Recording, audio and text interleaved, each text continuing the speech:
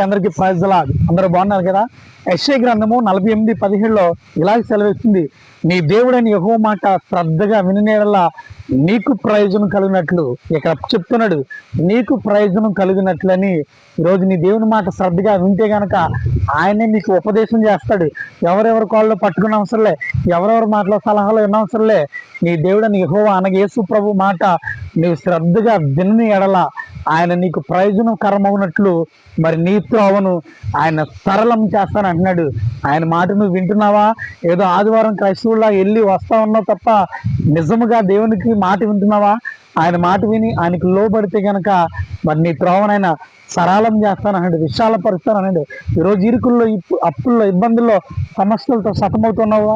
అయితే ఆయన మాట శ్రద్ధగా విని ఎడల నీ త్రోవనైనా సరళం చేస్తానన్నాడు. ఆయన మాట వినడానికి ఇష్టపడుతున్నావా? అయితే ఈ ఉదయకాల సమయంలో ఈ వాగ్దానం నీ జీవితంలో నెరవేరును గాక.